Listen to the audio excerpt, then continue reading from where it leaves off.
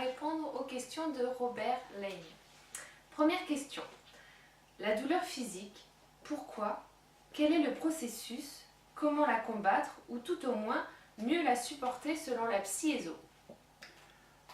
La psy-éso n'enseigne pas comment mieux supporter la douleur physique, parce que bon, déjà, si on avait ce genre de secret, on faudrait nous empailler, nous les psy-éso. Voilà. Donc je ne prétendrai pas expliquer comment lutter contre la souffrance physique. Par contre, ce que je peux dire, c'est comment faire en sorte qu'elle ne soit pas trop exacerbée. Certaines personnes ont une très vive sensibilité à la douleur physique et d'autres l'ont un peu moins. Donc si ce n'est pas issu d'une maladie quelconque, liée aux muscles, aux nerfs, etc., à ce moment-là, il peut y avoir un excès de stress. Une personne qui est stressée, qui est souvent stressée, est une personne qui va ressentir beaucoup plus fort la douleur physique. Donc ce que je recommande pour les personnes qui ont peur de souffrir ou qui souffrent un peu trop par rapport à, on va dire, à ce qui serait raisonnable et acceptable, c'est d'apprendre à se détendre, à se relaxer, de manière à ce que la structure nerveuse soit au moins en paix, qu'elle ne soit pas stimulée à longueur de journée, et donc en suractivité. Voilà, tout simplement, c'est tout ce qu'on peut dire à ce niveau-là, parce que la psy-éso s'occupe surtout de souffrance psychologique et pas de souffrance physique. Qu'est-ce qui justifie une susceptibilité excessive selon la psy-éso et comment y mettre un terme si cela est possible? La susceptibilité a plusieurs origines, a plusieurs raisons. Notamment, on peut être susceptible si on est conscient d'avoir des problèmes et qu'en même temps on ne sait pas comment les régler, qu'on ne sait pas comment gérer ça et qu'on est rentré dans, on va dire, dans la phase de mensonge à soi-même. La phase du mensonge à soi-même en psy-éso est expliquée ainsi: je réalise que j'ai une limitation, que j'ai un problème, un défaut, je vais être un petit peu complexé parce que je n'arrive pas à régler le problème, et quand je vais voir que je n'arrive pas à le régler et que j'en ai marre justement de m'en occuper, d'avoir ma conscience orientée sur quelque chose contre lequel je ne peux rien, à ce moment-là je vais rentrer dans un stade de négation et je vais dire que non, finalement, après tout, les autres aussi ont ce problème, c'est pas bien grave, etc. Je vais essayer de le justifier et après je vais carrément le nier. Je vais dire non, non, il n'y a aucun problème, il n'a jamais existé de problème. Et à ce moment-là, toute personne qui va aller à l'encontre de ça, qui va me dire au fait, tu as remarqué que tu as un gros nez, par exemple, alors que moi j'essaye de l'oublier, ça va m'agacer. Pourquoi? Parce que tandis que je fais l'effort de le nier, de l'oublier, la personne vient me le remettre au milieu de la figure, pour ainsi dire. Voilà. Donc c'est vrai que si on me parle d'une chose que je n'ai pas envie d'entendre, je vais être susceptible. Après, il y a d'autres raisons, il peut y avoir des facteurs même physiologiques.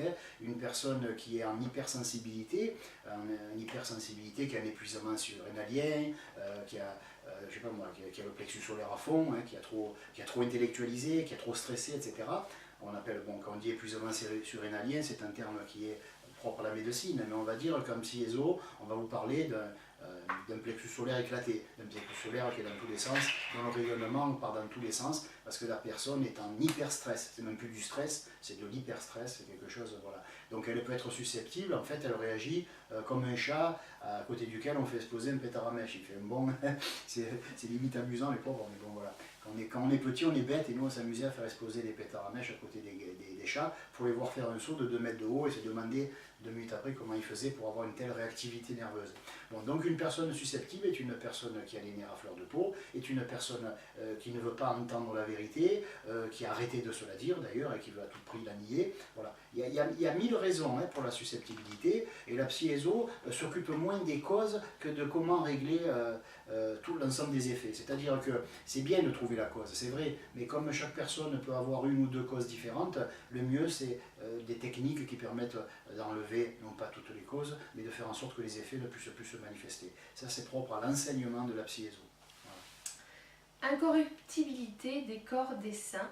Comment la psy-éso explique-t-elle le mystère qui entoure le fait que le corps physique de certains saints ne se décompose pas?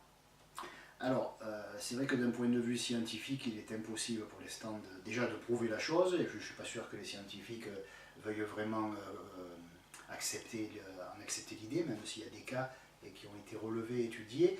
On va dire qu'en psy-éso, on va expliquer la chose d'une manière qui est semi-technique, semi-rationnelle. On va dire qu'une personne physique, qu'elle est vivante, que donc dedans il y a l'âme qui l'anime, il y a la force vitale, il y a l'esprit, donc il y a un mouvement. Cette âme va impliquer au corps une dynamique, c'est-à-dire que des cellules du corps vont vibrer, je vais inventer, à 1000 vibrations par seconde, voilà, par exemple, ou cycles par seconde. ou en Hertz, ou ce qu'on veut. Bon. Donc, tandis que je suis vivant, mes cellules physiques sont à 1000 Hertz ou à 1000 vibrations par seconde. Maintenant, je vais ce qu'on appelle mourir. Qu'est-ce que je vais faire en fait? Mon corps psychique ou mon âme va sortir du corps physique, va se détacher, et donc les cellules ne vont plus être activées. Elles vont être dans leur propre dynamique, et c'est une dynamique qui fait un petit peu comme quand on fait du vélo, qu'on pédale à toute vitesse, et qu'on arrête, on reste sur sa lancée, mais à un moment donné, la force s'arrête et on est obligé de se remettre à pédaler. De la même façon, les cellules, une fois qu'on a quitté le corps de chair, assez rapidement, les cycles par seconde chutent. Donc, quand elles chutent, elles arrivent à une fréquence type que je ne connais pas, et que ce n'est pas utile de connaître par cœur. On va dire qu'à, je sais pas moi, à 500 vibrations par seconde, on va dire que le processus de rigor mortis commence à s'installer, la personne devient rigide, cadavérique, et surtout les cellules commencent à se décomposer. Le corps rentre dans le processus de décomposition. Or, si on veut oublier tout ce côté technique, on peut dire qu'à partir de telle fréquence, le corps se met à pourrir. Hein, mais qu'au-dessus d'une certaine fréquence, le corps ne pourrit pas, ou ne pourrit plus. Bon, quel rapport avec la choucroute? Quel rapport avec nos seins? Tout simplement, tandis que l'être spirituel était à l'intérieur de ce corps, il a impliqué au corps une telle fréquence, une telle hausse de fréquence, que même après son départ, les cellules du corps continuent pendant de nombreuses années à vibrer à une fréquence qui ne peut plus chuter. C'est-à-dire que, bon, je n'ai pas de preuves à fournir et je ne suis pas très au courant du sujet, je ne fais qu'énoncer des lois et adapter au cas de figure. Mais je suppose que donc simplement ces seins avaient une fréquence telle que les cellules ont essayé de grimper et il a voulu emporter son corps avec lui, on va dire. Donc les cellules physiques sont montées en fréquence. À un moment donné, elles n'ont plus pu suivre, la personne est partie, on va dire, l'individualité plus exactement, parce qu'à ce niveau-là, on est comme un soi incarné, on n'est plus une simple personnalité. Et quand l'individualité a quitté son corps, les cellules du corps ont continué pendant un certain temps à vibrer haut. Et peut-être que la fréquence était telle qu'elles étaient auto-dynamisées, qu'elles se suffisaient à elles-mêmes, elles étaient sur une fréquence illimitée, et donc on va dire que ça peut rester comme ça, je ne sais pas moi, 20, 30, 40, 50 ans, 100 ans. Est-ce que ça peut rester éternellement? J'en doute, parce que tôt ou tard la nature reprend ses droits, donc les cellules vont rebaisser en fréquence, mais pourquoi pas, ça pourrait rester 100 ans comme ça, oui. Il est possible qu'on retrouve des corps de saints qui ont quitté leur corps, ou qui sont morts, comme on dit, il y a 200 ans, pourquoi pas, je ne sais pas. Mais tout ce que je sais, c'est que la seule explication rationnelle du point de vue de la psyéso, et encore une fois non pas du point de vue matérialiste, la seule explication rationnelle, c'est que les cellules du corps ont atteint une fréquence au-delà de laquelle le processus de purissement ne peut pas aller. Donc voilà, elle s'arrête de pourrir et elle reste sur une dynamique qui est toujours la même. Voilà. Dernière question. Pourquoi des êtres humains sont-ils des êtres de pouvoir? Comme par exemple en politique, dans des grandes entreprises ou même dans d'autres domaines. Des êtres qui marquent leur époque. Et pourquoi donc, à l'inverse, il y a ceux que l'on appelle des anonymes, voire des moutons?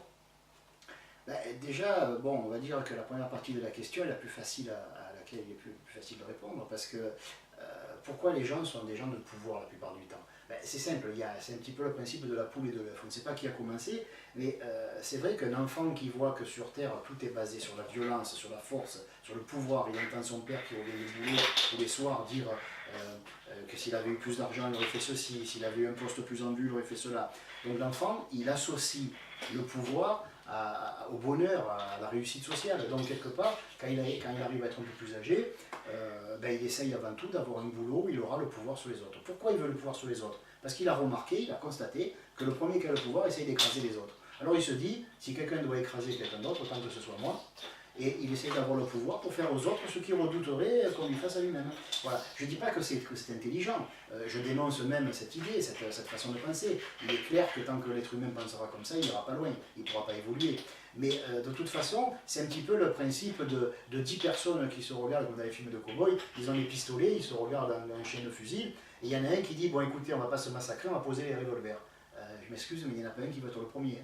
Parce qu'ils se disent, si c'est moi qui pose le revolver, ils vont tous me flinguer. Bon, mais cette dynamique de pouvoir, elle vient uniquement de la peur, tout simplement. Hein, comme la plupart, comme 90% des problèmes humains sont basés sur la peur. La personne a le pouvoir parce qu'elle se dit, de toute façon, si je le laisse, un autre le prendra. Et ce que moi je fais aux autres, bon, on me le fera moi. Alors autant que ce soit moi qui égorge les autres plutôt que d'être l'égorgé. Voilà. Encore une fois, c'est une vaste bêtise, mais bon, voilà, c'est comme ça que l'être humain réagit, et tant qu'il y en aura un qui aura encore un pistolet à la main, les autres hésiteront à poser les armes. Merci pour tes questions et à bientôt.